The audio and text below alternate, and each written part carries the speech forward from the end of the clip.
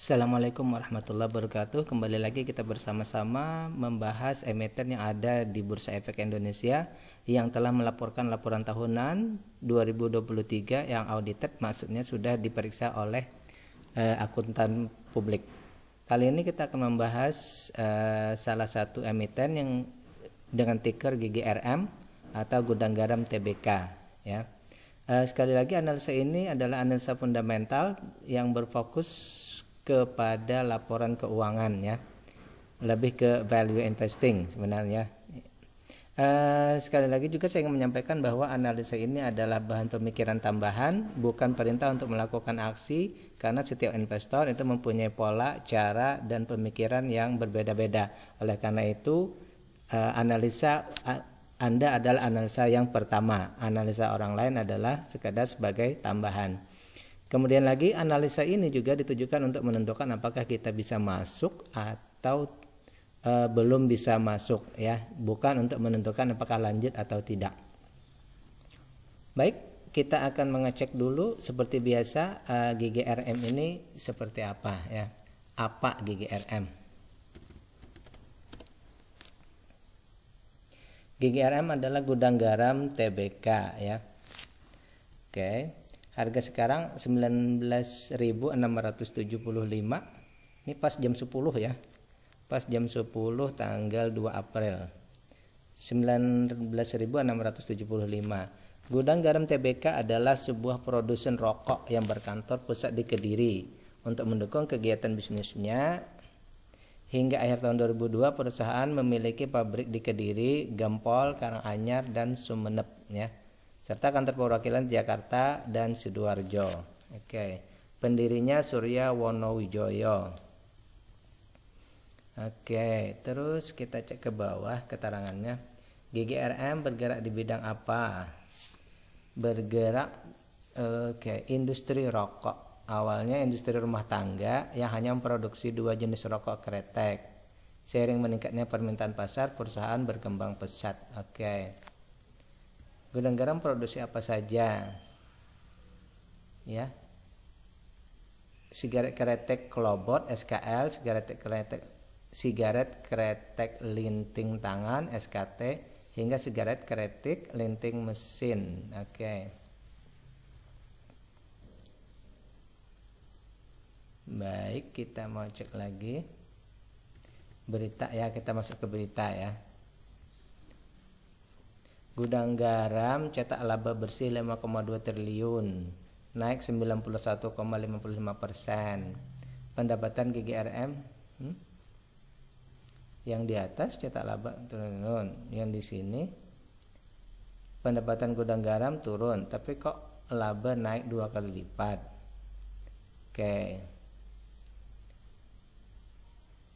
Berarti laba bersihnya yang meningkat, ya, penurunannya penjualannya menurun, laba bersihnya meningkat.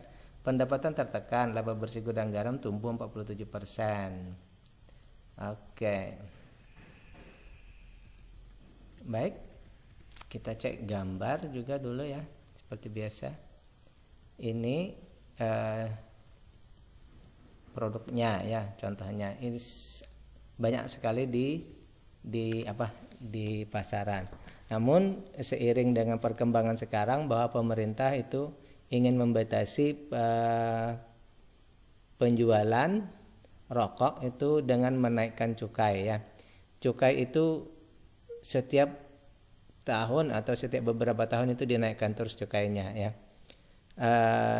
Mungkin di situ yang menjadi salah satu penghambat perkembangan perusahaan-perusahaan rokok, ya.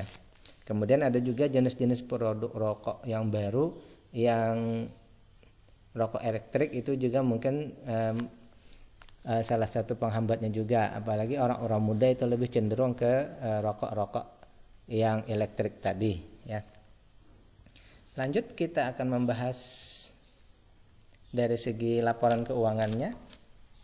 Kita cek dulu GGRM. Dari laporan yang sudah didapatkan tadi, kita sarikan hasil-hasil datanya. Kita dapatkan dari mulai book value, IPS, harganya sekarang, Tadi 19.675 ya, kita buat 19.675. Oke.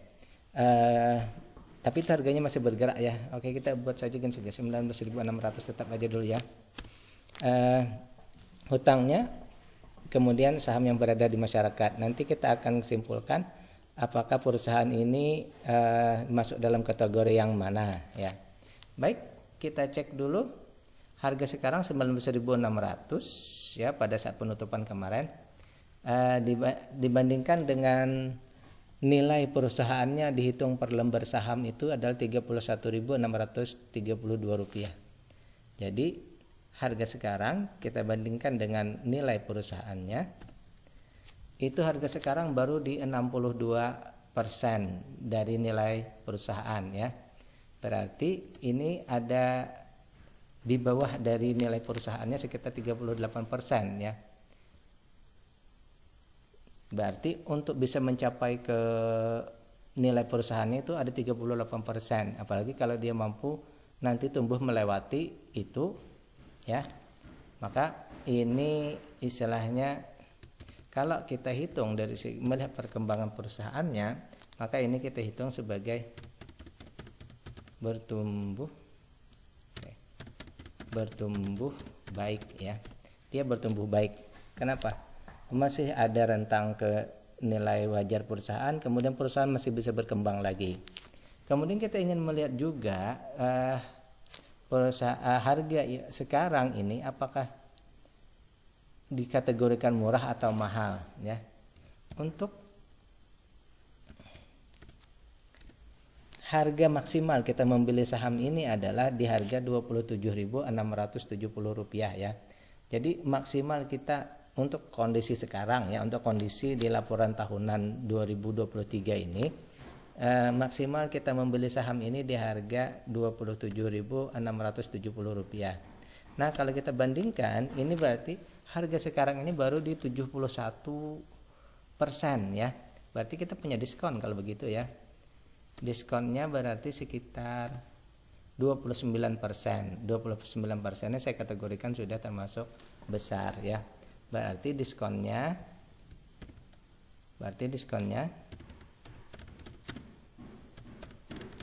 besar, 29%, kita kategorikan dengan valuasinya murah. Dua kategori sudah ini kita kategorikan dengan baik ya. Nah, sekarang kita ingin mengetahui dengan dua kondisi yang bagus ini, apakah perusahaan ini peduli dengan investor ya. Sekarang kita cek rata itu biasanya GGRM ini memberikan dividen itu sekitar 77% ya. Membagikan dividen ke investor itu 77%. Berarti ini termasuk besar. Tetapi untuk perusahaan masih ada sekitar 23% untuk pengembangan perusahaan ya. Baik, kalau begitu berapa yang akan kita dapatkan dari sini ya? Berapa yang kita dapatkan rupiahnya?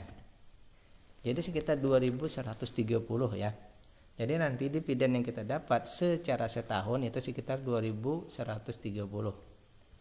Nah, berapa persen nilai tunggu kita kalau misalnya kita membeli di harga 19.600 ini, berapa persen upah tunggu kita? Ternyata upah tunggu kita adalah sebesar 10%. Untuk IHSG 10%-nya termasuk sangat besar ya, termasuk sangat besar. Jadi kita simpulkan saja dividennya besar. Oke, 3 kategori ini sudah menunjukkan nilai yang sangat bagus untuk perusahaan ini ya. Berarti valuasi dan dividen ini saling mendukung untuk di sini ya. Tinggal kita mengecek ketahanan perusahaan. Hutang berbunganya hanya 22%. Kemudian tanggungan-tanggungan pembelian kepada rekanan itu 52% saja. Kita simpulkan di sini juga bahwa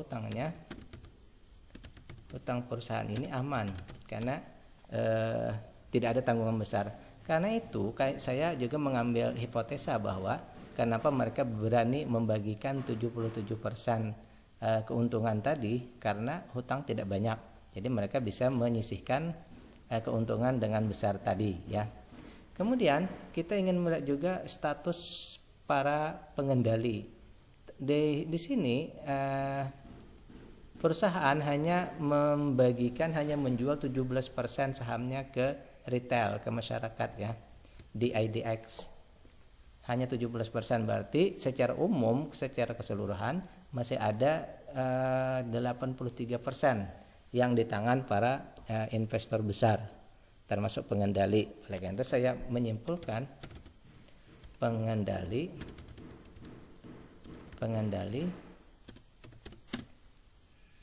bukan retail. Ini termasuk aman berarti ya. Dan terakhir, dari keseluruhan saham yang beredar di KSEI, di bursa efek yang bisa ditradingkan, yang bisa dijual belikan, itu jumlahnya hanya 17%. Berarti kita simpulkan di sini lagi bahwa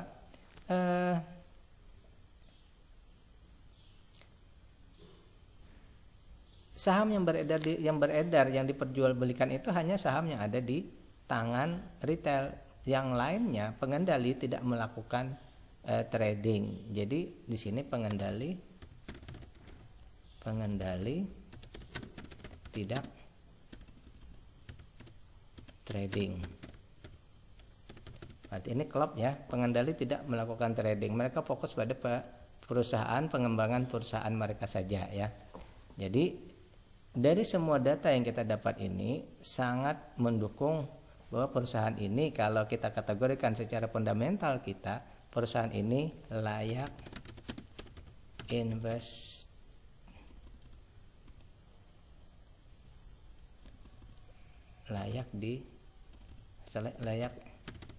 investasi ya. Semua data menunjukkan baik, sangat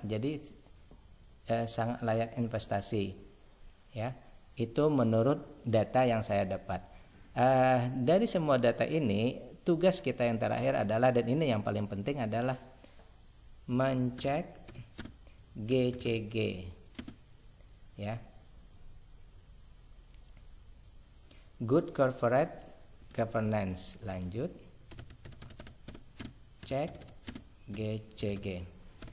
Nah, semua data ini tadi sudah kita dapatkan, kita menghitung bahwa ini bagus. Nah, oleh karena itu tinggal langkah terakhir, kita mengecek good corporate governance-nya. Silahkan Anda ketik misalnya GGRM atau gudang garam, kasus gudang garam hukum ya. Kalau nanti ternyata atau juga nama-nama direksi, nama-nama komisarisnya kita ketik juga kasus atau hukum, misalnya kasus hukum.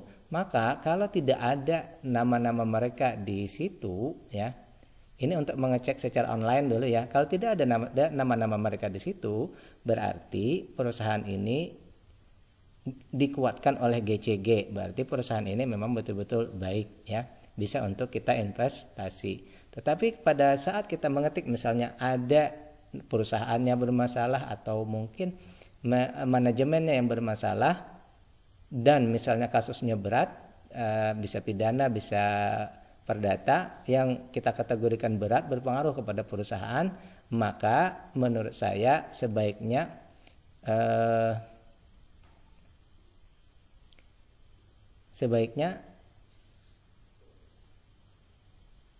hasil analisa fundamental kita ini kita kesampingkan. Kita harus menghindari saham tersebut karena saham GCG-nya tidak baik. Saham yang valuasinya baik di tangan GCG yang tidak baik, maka hasilnya pada suatu saat perusahaan tidak akan dikalahkan oleh GCG tadi ya. Oleh karena itu, hal terpenting selanjutnya adalah silahkan cek lagi, bisa di online ataupun kalau memang Anda dekat, Anda bisa visit perusahaannya atau bertanya kepada para pegawainya bagaimana keadaan di dalam ya.